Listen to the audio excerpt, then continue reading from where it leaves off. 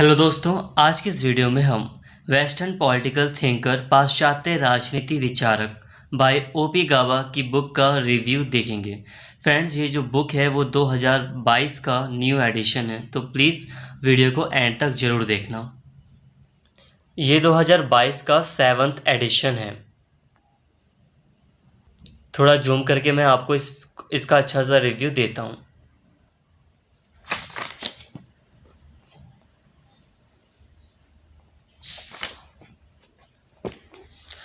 Friends, यहाँ पर आप देख सकते हैं ये जो बुक है वो 2022 का न्यू एडिशन है, 7वां पुनर्मुद्रण संस्करण है 2022 का। इसके अगर हम रेट की बात करें तो इसका रेट जो MRP है इसकी वो है 300 रुपये, बट मुझे ये बुक 300 रुपये में नहीं मिली, 10% का डिस्काउंट मिला है, जिसके तहत ये बुक मुझे 270 रुपये में मिली है। और ये बुक मैंने कहीं ऑनलाइन नहीं ख़रीदी है, ये मैंने बुक स्टोर से ही ख़रीदी है। बहुत लोगों को प्रस्तावना पढ़ना होता है, तो आप प्रस्तावना का स्क्रीनशॉट लेकर आप प्रस्तावना पढ़ सकते हैं। इसमें क्या नई चीज़ जोड़ी गई है ये सारी बातें इसमें लिखी होती हैं। वैसे इसका पुराना एडिशन भी है मेरे पास, बट ज़्यादा चेंजेस न्यू एडिशन और पुराने एडिशन में नहीं है। अगर आपके पास पुराना एडिशन है तो आप उसी से पढ़ सकते हैं। अब हम बात कर लेते हैं इसके कंटेंट की कि आखिर इसका कंटेंट क्या है। तो फ्रेंड्स, यहाँ पर आप देख सकते हैं इसका कंटेंट।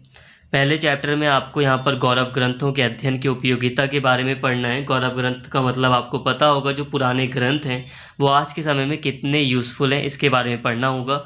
इसके अलावा जो दूसरा चैप्टर है उसमें आपको राजनीति सिद्धांत के ह्रास से संबंधित अब डिबेट वगैरह है इस विषय को लेकर, तो उसके बारे में आपको पढ़ना है। तीसरा जो चैप्टर है इसका वो है कि गौरव ग्रंथों की व्याख्या में कौन कौन सी समस्याएं आती हैं, इसका आपको अध्ययन करना है। इसके साथ ही आपको गौरव ग्रंथों के उपागमों को पढ़ना है।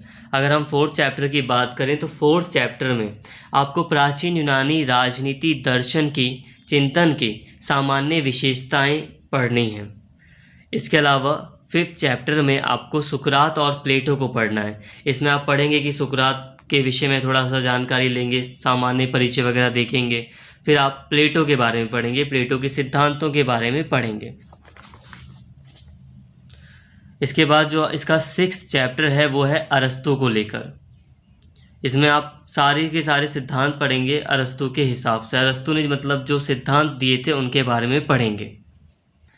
इसके बाद 7th चैप्टर में आपको प्राचीन रोम की राजनीति चिंतन के बारे में पढ़ना है। एंशियंट रोमन पॉलिटिकल थॉट्स के बारे में पढ़ना है। चैप्टर 8 में आपको मध्ययुगीन यूरोपीय राजनीति चिंतन के बारे में पढ़ना है। मेडाइवल यूरोपियन पॉलिटिकल थॉट के बारे में आपको पढ़ना है।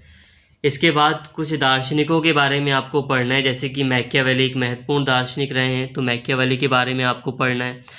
इसके बाद बॉन्दा, ग्रोशियस, हॉब्स, इसके बारे में आपको पढ़ना है। इसके बाद चैप्टर 11 में आपको लॉक यानी कि जॉन लॉक के बारे में पढ़ना है। जॉन लॉक के सिद्धांतों के बारे में पढ़ना है। फिर रूसो के बारे में पढ़ना है, उसके सिद्धांतों के बारे में पढ़ना है।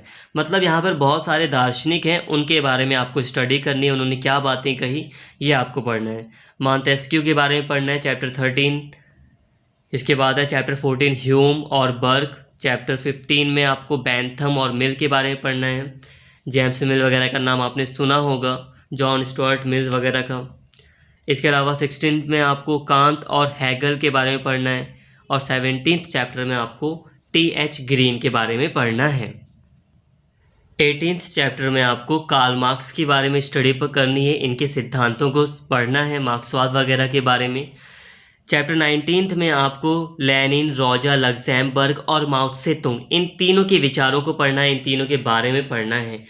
इसके अलावा 20th चैप्टर में आपको ग्रामशी और ल्यूकाच के बारे में पढ़ना है। और 21st चैप्टर में आपको हन्ना आरेंट और माइकल ऑक्सफोर्ड के बारे में पढ़ना है। इसके अलावा इस बुक का जो 22वां चैप्टर है वो है समकालीन प्रवृत्तियों को लेकर।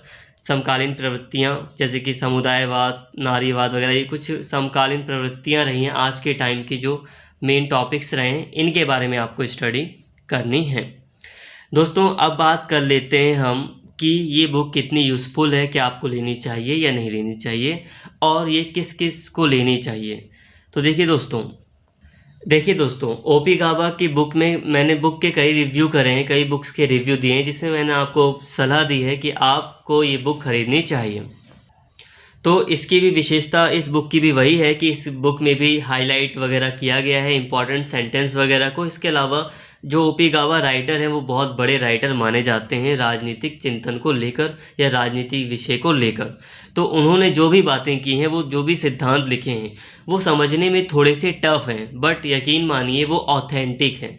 तो इसलिए ये बुक जो है, जो ओपी गावा की बुक है, ये काफ़ी ऑथेंटिक है और ये ख़रीदनी चाहिए। इसके जो सिद्धांत वगैरह हैं वो काफ़ी अच्छे हैं, वो पूरा का पूरा आपको एक समझ देते हैं। हाँ, ये बात मैं दोबारा कहूँगा कि इसके जो वर्ड्स हैं थोड़े से हार्ड हैं, बट फिर भी अच्छे से अच्छा समझाने की कोशिश की गई है, एग्जाम्पल वगैरह अच्छे अच्छे दिए गए हैं। बट फ्रेंड्स, किसको ये बुक खरीदनी चाहिए? देखिए, अगर आप पॉलिटिकल साइंस ऑप्शनल आपका सब्जेक्ट है यूपीएससी का, तो आप इस बुक को ज़रूर खरीदिए, क्योंकि आप पीएसआईआर के साथ कोई मतलब समझौता नहीं कर सकते। आपको ऑप्शनल का पेपर देना है, तो आपको उसकी तैयारी करनी चाहिए, और उसके लिए ओपी गाबा की बुक बहुत बेस्ट है। आप इसको ज़रूर खरीदिए। बट दूसरी बात आती है कि बहुत सारे बच्चे नेट जेआरएफ यानी कि यूजीसी नेट वगैरह का एग्ज़ाम देते हैं, प्रोफेसर्स वगैरह के लिए, असिस्टेंट प्रोफेसर वगैरह के लिए। तो क्या उन्हें ये बुक खरीदनी चाहिए? तो फ्रेंड्स, पहली बात, आप अपना सिलेबस देखिए। आप अपने सिलेबस के हिसाब से इस बुक का सिलेबस मैच कीजिए। इस बुक का जो सिलेबस है और जो आपका सिलेबस है यूजीसी नेट वगैरह का, आप मैच कीजिए। अगर आपको लगता है कि इसमें वो सिलेबस आपको मिल रहा है, तो आप इस बुक को ज़रूर खरीदिए। वैसे मैंने सिलेबस देखा था पॉलिटिकल साइंस का, तो आपको कहूँगा, रिकमेंड करूँगा कि आप इस बुक को ख़रीद सकते हैं। ठीक है, अब हम बात कर लेते हैं और किसके लिए ये यूज़फुल है। तो ये जो बुक है, वो जो 5th सेमेस्टर में स्टूडेंट्स हैं, उनका एक सब्जेक्ट है क्लासिकल पॉलिटिकल फ़िलासफ़ी। तो उसका भी मैंने सिलेबस जो देखा है वो इस बुक से काफ़ी मैच करता है, तो आपको ये बुक खरीदनी चाहिए। तो दोस्तों, अब हम बात करते हैं कि क्या ये बुक हमें पूरी पढ़नी है। तो देखिए दोस्तों, इसका आंसर ये है कि आप अपने सिलेबस को देखें। सिलेबस में जिस भी दार्शनिक के बारे में आपको पढ़ने के लिए कहा गया है, आप बस उसी दार्शनिक के चैप्टर को पढ़ें, क्योंकि एग्ज़ाम में मार्क्स देखे जाते हैं, आपकी नॉलेज नहीं। पहले मार्क्स लाने के लिए आप उतना ही पढ़ें जितना सिलेबस ने आपको कहा है। अब जैसे कि अगर मैं 5th सेमेस्टर की बात करूं, तो 5th सेमेस्टर में बस 5-6 चैप्टर्स इस बुक से पढ़ने हैं। अगर हम यूजीसी नेट की बात करें, तो उसमें काफ़ी कुछ पढ़ना है, इसमें काफ़ी चैप्टर्स को पढ़ना है। पॉलिटिकल साइंस ऑप्शनल की अगर हम यूपीएससी की बात करें, तो उसमें भी काफ़ी चैप्टर्स को पढ़ना है। बट फिर भी सिलेबस को एक बार देख लें। जिस दार्शनिक के बारे में सिलेबस में पढ़ने के लिए नहीं कहा गया है, जिस दार्शनिक का नाम नहीं है सिलेबस में, उस दार्शनिक को आप मत पढ़ें। अगर आपको नॉलेज के लिए पढ़ना है तो हल्का सा नॉलेज के लिए पढ़ सकते हैं, बट ज़्यादा डीपली उसको ना पढ़ें और अपने मार्क्स पर फोकस करें। और अगर कोई डाउट है कि मुझे इस बुक को ख़रीदना चाहिए या नहीं, ये बुक मेरे सिलेबस से मैच कर रही है या नहीं, तो दोस्तों साफ साफ इसका आंसर है कि आप अपने सिलेबस को देखें। आप चाहे कोई सा भी एग्ज़ाम दे रहे हो, आप अपने सिलेबस को देखो। अगर आपका सिलेबस इस बुक से मैच कर जाता है, तो आप इस बुक को खरीदिए, अदरवाइज़ आप इस बुक को मत खरीदिए। और अगर जो 5th सेमेस्टर के बच्चे हैं, मैं उनकी बात करूं, तो 5th सेमेस्टर के बच्चों को मैंने ऑलरेडी पढ़ा दिया है, वीडियोस बना दी हैं, तो आप वहां से वीडियोस देख सकते हैं। इसके अलावा इस बुक की हेल्प से मैंने कई सारी वीडियोस बनाई हैं, जिसमें आपको ऑथेंटिक चीज़ प्रोवाइड की गई है। आप अगर चाहें तो एंड स्क्रीन में वीडियोज़ आपको मिल जाएंगी, आप वहाँ से देखकर पूरी हेल्प ले सकते हैं। ज़रूरी नहीं कि आपको बुक खरीदना ही पड़े, तो आप उस वीडियो से भी हेल्प ले सकते हैं। आई होप फ्रेंड्स, आप मेरी बात को समझ पा रहे होंगे। अगर आपको वीडियो अच्छी लगती है तो प्लीज़ चैनल पर बने रहें, और अगर आपने अभी तक चैनल को सब्सक्राइब नहीं किया है तो चैनल को ज़रूर सब्सक्राइब कर लें, और इस वीडियो को ज़्यादा से ज़्यादा शेयर करें और लाइक करें। Thank you.